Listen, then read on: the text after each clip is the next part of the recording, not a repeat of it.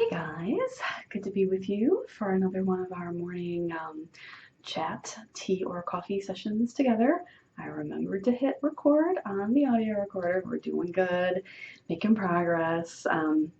Last week I could tell that the sound quality was a lot better because I used my audio recorder correctly, and so things are going good.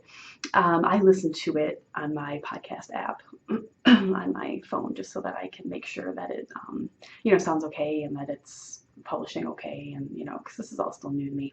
I feel like I need like intro music or something. That's the next thing I need to learn how to do because I don't know how to do that. So we'll get there. We'll get there one of these days. I can't promise that's going to be soon because it doesn't seem like a high priority, but but I would like to do that eventually. But yeah, it's coming right along, I think, and I've noticed. FeedBurner tells me that a number of you have found the feed and are subscribing, so that makes me happy. Yay! So far, so good. So yeah, I thought that this week I would talk about Lent because Ash Wednesday is somehow less than a week away. I don't know how that happens. It just comes up. The years go by so quickly. The older that a person gets. And it's early this year. It's February 10th, so it's falling on the earlier end of Ash Wednesdays, and Easter is in late March. I don't like it when that happens. I heard on, on Monday Morning Catholic, their podcast, they were talking about an article that Pope Francis is apparently at least talking about trying to set a permanent fixed date for Easter and have it be in union with the Eastern Church. Boy, that would be wonderful, wouldn't it? I don't know. It might take a while for that to get worked out, but I would love it if that happened. Not only for our calendars to be aligned, but also for Easter to be at the same time in April every year. I don't like it when it falls in March because I live in a cold climate, and when it falls in March, sometimes it's still snowing and stuff. It doesn't feel very Eastery. Okay, but anyway, I'm getting off track as I am wont to do. So Ash Wednesday is coming up, and so I was thinking about what do I want to do for Lent. I was thinking about that this week as well because I write for Catholic Mom, as you know, and I had a piece due for them towards the end of this week that I just finished, and it's going to be published on Monday. And just given the timing, I wrote about Lent and what I'm going to be doing for Lent because that was perfectly in tune with the calendar. So I think what I'm going to try to do is think sort of like a building block type of approach. And, lately, it's like a big truck outside, sorry, collecting garbage, it sounds like. But I wouldn't say I've been feeling spiritually dry, but lately I've just been feeling spiritually sort of like I'm wandering in the desert. It doesn't feel like that I am not able to hear God. You know how that feels sometimes, that you just feel the dryness. You just feel like that He's listening, but you just really can't feel it in any way. I don't have that impression right now, so it's different. Sorry, I'm like still clearing from this God-forbidden cold that I had last month. Excuse me. I hope that that's the last one. So I don't feel spiritually dry, but I just feel like I'm not listening good enough, I suppose. I mean, I feel like good things are happening. I feel like God is trying to show me things and speak to me in different ways, through others, through the spiritual reading that I do. But it just, I don't know. I feel like I am a person that I always want to do my own thing. I have a hard time sometimes listening to what I hear that I should be doing instead. And you would think that with all the mistakes that I've made in my life, I would have learned by now that I should just listen when I feel like God is trying to tell me something. And all these years later, I still have not fully perfected that. There's still times that I just, I'm on a certain course and this is what I want to do and plan on doing. And so in the back of my mind, like, well, maybe I need to reevaluate. Maybe I need to think about this in a different, little roundabout. But I still continue on that same course. And so that's kind of what I feel like right now. And I don't know, it's like nothing major. It's in no specific way. Everything is running very smoothly in my life right now, but it's like, God is trying to show me more, an additional insight, I suppose, into what I'm working on, and I'm just not listening enough, and I don't think I'm spending enough time in prayer figuring it all out. I mean, I think what I've gotten done so far this year is all well and good, and I feel like this is what I'm supposed to be doing right now. This little enterprise with my blog is just one example. At being able to finally, which is something I've been wanting to do for so long, as you know, add in the audio component. I really feel happy with that, and I really feel like more people are, I'm going to be able to connect with more people in that way, and so that was a really good thing, and so I'm pleased with that. Things are going really well at home and at work, and I'm enjoying my teaching, and I'm just very appreciative of what I have at home, even more so than ever. And so all of that is going really well. It's a new appreciation, I suppose. Like I had written about recently surrounding my anniversary, made me very contemplative about my happy marriage, and how grateful I am for that. And I always have been, but it's like a renewed sense of joy and appreciation and love for my husband.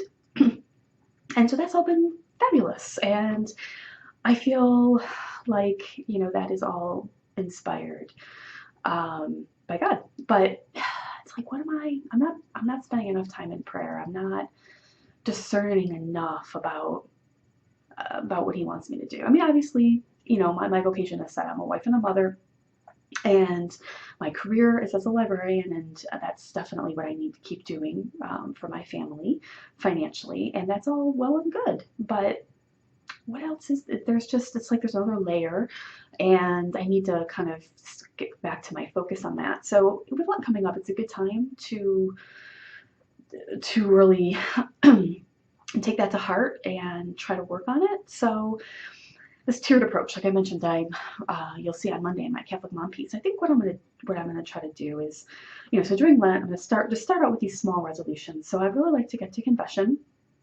I haven't gone for a couple of months, and my confession app is broken, so I don't know exactly when I went last, and that's not a good sign. If you can't remember, that means it's been too long. I don't need the app to tell me that. So I'm gonna try to get there, and I'm gonna try to stick with a morning devotional, just a couple of minutes, and like the Magnificat Lenten Companion and Sacred Reading. I've written about that before that book in one of my posts from early in January. So do that, and then I'll just kind of like let that settle for a little bit, and then as Lent goes on, I can try to maybe add in an extra mass a week, try to go once during the week, or maybe get back to adoration. I was thinking on that note that I'd like to go with Henry to adoration. Henry, I feel like, has been getting lost in the shuffle in terms of my attention lately. He's 10, Anne is 4.5, and she's been going through just a little stage. She's been very needy and very much wanting mommy, and so I've been spending a lot of time and attention on her, which is good, but I feel like I haven't been spending that time with Henry, and it's because he doesn't need, I feel like it's not as needy in the same way as with his younger sister. It's a different type of, obviously he still needs me, but it's different, and it's not as obvious, I suppose. He's not throwing temper tantrums and peeing his pants the way that Anne is right now. But he needs my attention just as much as Anne does, and Mike has been spending a lot of time with Henry so that I can be attending to Anne because she's been really wanting mommy. But children need both of their parents, and so I really want to give Henry that attention too. And so I was thinking that it would be nice to go like once a week or once every other week and have just a Henry date. And like he and I can go out to breakfast maybe on Saturday morning and then stop off at adoration and see how that goes for Lent. So I think that would be nice. And we wouldn't stay for an hour because for his attention span that would not be an expectation that I could have for him, and that's totally age appropriate. But even if we go for 15 minutes, I think that would be a really good thing. Do you guys have any ideas? I would love to hear them.